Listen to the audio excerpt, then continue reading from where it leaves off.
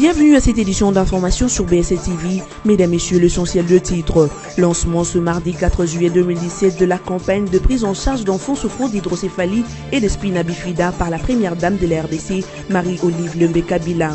Déjà, quelques cas ont été opérés ce mardi au centre chirurgical pédiatrique de la clinique Ngaliema en présence de la première dame de la RDC sur le 100 cas programmé. Et puis, clôture ce mardi 4 juillet du 29e sommet de chefs d'État et de gouvernement de l'Union africaine à Addis Abeba en Éthiopie. Dominé par la réforme de l'institution panafricaine, l'accueil a trouvé écho auprès du président zimbabwéen qui a décidé d'offrir $1 million à cette institution. Ce sommet a également abordé les questions liées à la crise qui secoue certains pays africains, mais beaucoup plus la RDC, qui de surcroît a vu ses officiels être sanctionnés.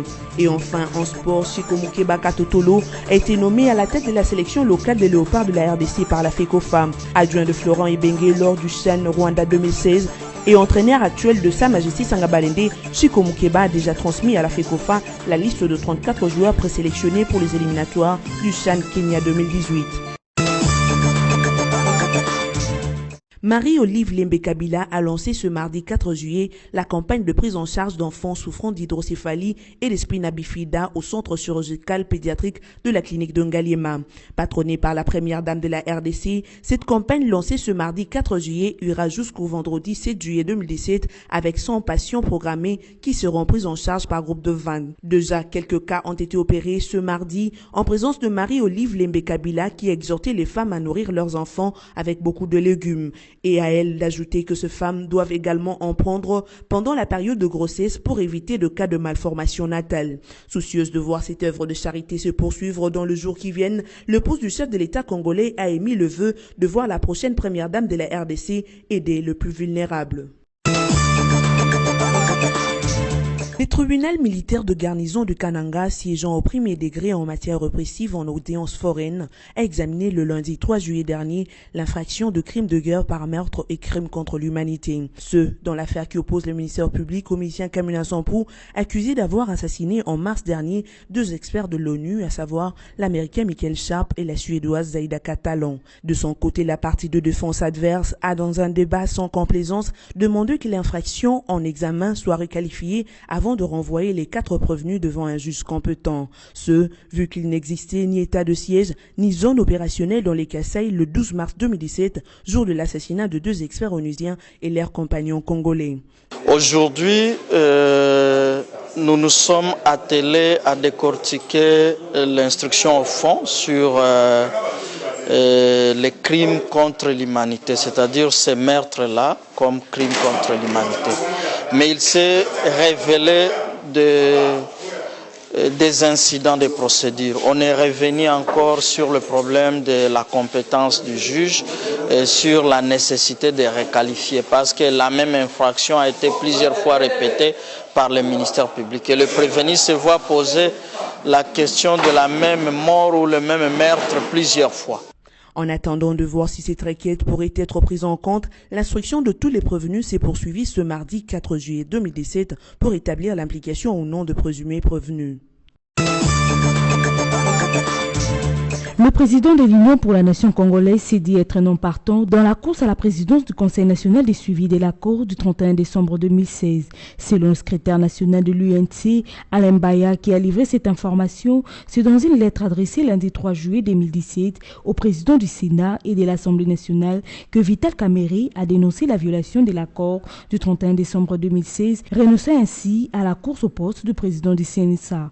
D'après Alain Baya, le président de l'UNC a dénié à Kengo et Minaku le droit de mettre en place les conseils nationaux de suivi de l'accord, estimant que seul le président de la République est habilité à installer le CNSA, a-t-il insisté. Vital Kamerhe, modérateur de la composante opposition à l'Assemblée nationale, estime que le fait que le chef de l'État ait transmis ce pouvoir au président de 2 chambres du Parlement viole l'esprit et la lettre du compromis politique du 31 décembre 2016. Cependant, d'aucuns pensent que ce volte-face de Vital Kamerhe, qui pourtant avait signé l'arrangement particulier au Palais du Peuple sous l'égide des Kengo et Minaku au mois d'avril dernier, semble être une manière pour l'ancien président de l'Assemblée nationale de faire allégeance au tandem Félix Tshisekedi et Pierre Lumbi.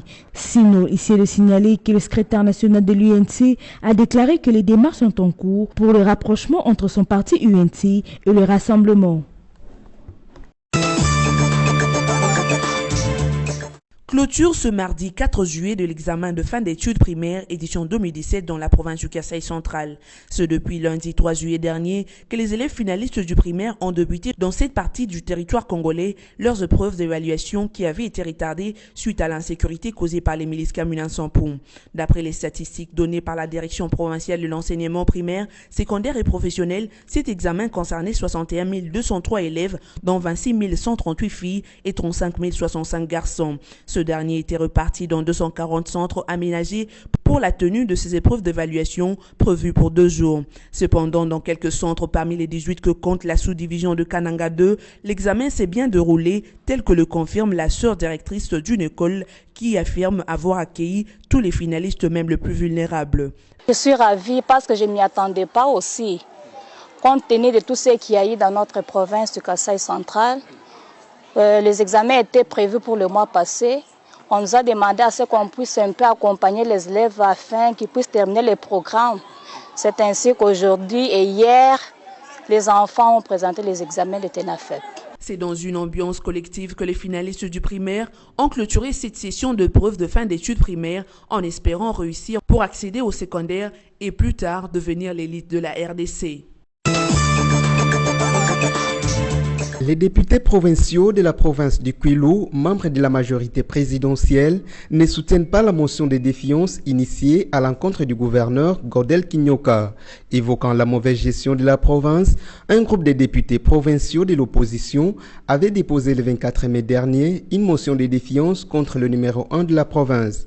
Une position non partagée par les élus provinciaux de la majorité présidentielle qui ne voient pas d'un bon œil la procédure entamée qui vise à destituer Godel Kinyoka. Dans une déclaration rendue publique le 2 juillet dernier, les non-signataires de cette motion jugent non fondées les accusations de mauvaise gestion et d'incompétence portées contre le gouverneur Godel Kinyoka. De plus, ici est de signaler qu'au lendemain du dépôt de cette motion, le gouverneur de la province a été rappelé à Kinshasa par la hiérarchie et continue à y séjourner, ce qui justifie son impossibilité de répondre favorablement à l'interpellation des élus de sa juridiction. Sinon, cette absence énerve déjà le bureau de l'Assemblée provinciale du Kwilu qui envisage de saisir la Cour constitutionnelle pour outrage à l'Assemblée. C'est ce mardi 4 juillet que se clôture le 29e sommet des chefs d'État et des gouvernements de l'Union africaine. Ouvert lundi 3 juillet à Addis Abeba, capitale de l'Éthiopie, ce sommet a été dominé par la réforme de l'institution panafricaine conformément aux décisions prises lors des sommets de juillet 2016 et janvier 2017. Malgré la prédominance de la réforme, Moussa Faki Mahamat, président de la Commission africaine, n'a pas dans son allocution négligé les dossiers brûlants de l'heure. Il a soulevé les cas de crise qui sévit la RDC, la Libye, la Somalie et tant d'autres pays africains. Selon lui, l'Union africaine envisage de mettre sur pied des mécanismes régionaux de prévention en vue d'assurer la paix sur l'ensemble du continent africain. Le président de la Commission africaine s'est aussi prononcé sur l'autofinancement de l'organisation panafricaine. Un appel qui a trouvé écho auprès du président zimbabwéen Robert Mugabe, qui a décidé d'offrir à ses pairs $1 million américains. Cette contribution modeste constitue pour le numéro 1 du Zimbabwe une étape symbolique visant à mettre fin à la dépendance financière dont l'Union africaine fait l'objet. En outre, les observateurs avertis s'accordent à dire que si d'autres chefs d'État emboîtent le pas, l'Afrique serait capable de réduire cette dépendance. Les États-Unis d'Amérique célèbrent ce 4 juillet la fête de l'indépendance américaine. Quelques feux d'artifice ont été tirés à cet effet à New York et à Washington. On pourrait aussi remarquer les couleurs du drapeau américain partout. Les ports de San Diego, Yosemite ont été également décorés pour ces jours symboliques. Malgré cette célébration, les tensions restent vives avec de nouvelles marches organisées pour la destitution du président Donald Trump. Près d'une cinquantaine de villes américaines marchent pour appeler au départ du président Trump, l'accusant de violation de la Constitution en particulier et obstruction à la justice dans l'enquête russe. Pour rappel, c'est le 4 juillet 1776 que les 13 colonies britanniques d'Amérique du Nord ont fait sécession de la Grande-Bretagne pour faire ce qu'on appelle aujourd'hui les États-Unis d'Amérique. Et le premier président à diriger les USA fut George Washington. Il prit le pouvoir le 4 mars 1797. Et Donald Trump est le 45e président à diriger les États-Unis d'Amérique. Chico Mukeba Katotolo a été nommé à la tête de la sélection locale des Léopards de la RDC par la Fédération congolaise de football association FECOFA ce lundi 3 juillet 2017. Il remplace à cet effet Florent Ibenge Ikwange, vainqueur du CHAN 2016, qui gardera quant à lui la direction des Léopards seniors de la RDC. Chico Mukeba, qui entraîne actuellement le FC Sangabalende de Mbujimai, était adjoint à Florent Ibenge lors du CHAN Rwanda 2016. Le nouvel entraîneur a déjà transmis à la FECOFA une liste de 34 joueurs locaux présélectionnés. Ce, en vue de la double confrontation contre le Congo-Brazzaville du mois d'août 2017 dans le cadre des éliminatoires du CHAN Kenya 2018. Il s'est de signaler que, lors de ces éliminatoires du CHAN Kenya 2018, les Léopards locaux joueront le match aller à l'extérieur entre les 11, 12 et 13 août 2017. Le retour interviendra une semaine plus tard à Kinshasa. La République démocratique du Congo et ses Léopards locaux sont détenteurs de la dernière édition de la Coupe du championnat africain des nations CHAN Rwanda 2016. Place à présent au rappel du titre. Lancement ce mardi 4 juillet 2017 de la campagne de prise en charge d'enfants souffrant d'hydrocéphalie et de spina bifida par la première dame de la RDC, Marie-Olive Lembe-Kabila. Déjà, quelques cas ont été opérés ce mardi au centre chirurgical pédiatrique de la clinique Galliema en présence de la première dame de la RDC sur le 100 cas programmés. Et puis, clôture ce mardi 4 juillet du 29e sommet de chefs d'État et de gouvernement de l'Union africaine à Addis Abeba en Éthiopie. Dominé par la réforme de l'institution panafricaine, l'accueil a trouvé écho auprès du président zimbabwéen qui a décidé d'offrir $1 million à cette institution. Ce sommet a également abordé les questions liées à la crise qui secoue certains pays africains, mais beaucoup plus la RDC, qui de surcroît a vu ses officiels être sanctionnés.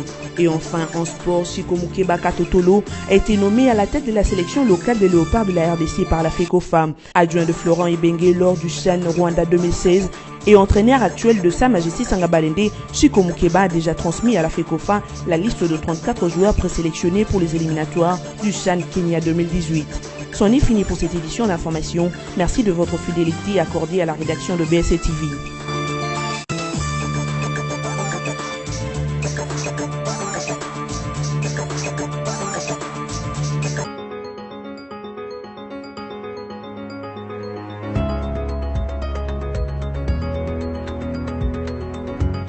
Bienvenue à la lecture de journaux parus en ligne ce mardi 4 juillet 2017. La mise en place du Conseil national de suivi de l'accord du processus électoral et l'attente du soutien de l'Union africaine au sujet des sanctions européennes, tels sont les sujets sélectionnés et résumés pour vous sur BSC TV. Ouvrons cette revue de presse avec Forum de Zas qui titre à sa une « CNSA, la classe politique divisée ». Après une très longue attente, le Conseil national de suivi de l'accord du 31 décembre 2016, CNSA, pourrait finalement se mettre en place. Une réunion de prise en contact de parties prenantes et signataires du dit compromis politique s'est tenu hier lundi 3 sous la présence d'Aubin Minakou dans la salle de banquet du Palais du Peuple. Cependant, cette rencontre a eu lieu en l'absence de délégués du Rassemblement limité et de l'Union pour la nation congolaise UNC. Les échos en provenance des états-majors de parties prenantes et signataires du dit accord font état des discordances. Le président de la République nous a donné mandat d'agir conjointement pour son compte et organiser ainsi la première réunion du CNSA, déclare le speaker de la Chambre basse du Parlement. L'organisation des élections en RDC est l'un des points essentiels de l'accord de la Saint-Sylvestre. Sa mise en place permettra en toute responsabilité, conjointement avec le gouvernement et la CENI, de mettre à la disposition du peuple congolais un calendrier électoral tenant compte de tous les paramètres d'ordre constitutionnel, juridique, technique et logistique. Par ailleurs, Aubin Minakou a souhaité que toutes les composantes parties prenantes à l'accord du 31 décembre soient membres du CNSA. D'après lui, le Rassemblement limité dispose de 6 postes, occasion pour le speaker de l'Assemblée nationale d'inviter cette plateforme de l'opposition à déposer le nom de ce candidat. Car le vœu de tout le monde est d'organiser les élections dans un climat apaisé, ce dans un délai responsable et non populiste, a renchéri Aubin Minakou. Poursuivons avec radiocapi.net qui renchérit en titrant Aubin Minakou, le CNSA est une structure capitale pour le mois qui suivent. Prévu dans l'accord du 31 décembre 2016, le CNSA a pour mission de veiller au respect de cet accord politique et d'assurer les suivis ainsi que l'évaluation de sa mise en œuvre en vue de garantir l'organisation des élections crédibles, transparentes et apaisées. La présidence de cette structure est l'un des points qui ont conduit à l'échec de discussions entre le pouvoir et la coalition de l'opposition dirigée par Félix Tshisekedi. Ces derniers regroupements n'a d'ailleurs pas pris part à la réunion convoquée par Aubin Minakou.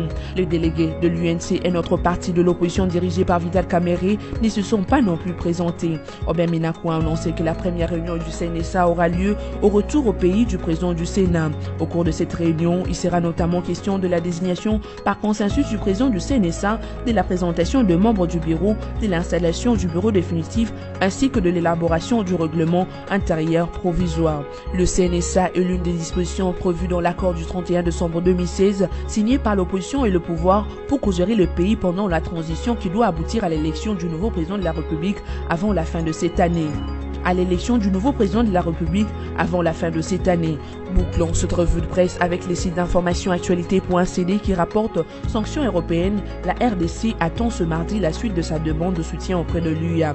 C'est ce mardi 4 juillet 2017 que l'Union africaine devrait statuer sur la demande du gouvernement congolais qui sollicite un soutien contre les sanctions européennes infligées à certaines autorités de son pays. C'est ce qu'avait laissé entendre le vice-premier ministre chargé des Affaires étrangères, Sio Kitundu, après la première journée de pourparlers dans le cadre du 29e sommet de l'Union africaine. Aujourd'hui, les personnes sanctionnées sont considérées comme avoir été condamnées par un tribunal alors qu'il n'en est pas le cas. Donc là, leur honneur est atteint, avait dit Sio Kitundu le lundi dernier à la fin de la première journée du 29e sommet organisé par l'UA. Le chef de la diplomatie congolaise se bat contre les sanctions européennes infligées depuis le mois de juin dernier à 9 officiels congolais, dont certains ministres en fonction accusés entre autres d'empêcher la décrispation du climat politique en RDC. Kinshasa dénonce pour sa part l'ingérence étrangère dans les affaires d'un État souverain. Cette revue de presse est terminée. Merci de l'avoir suivi.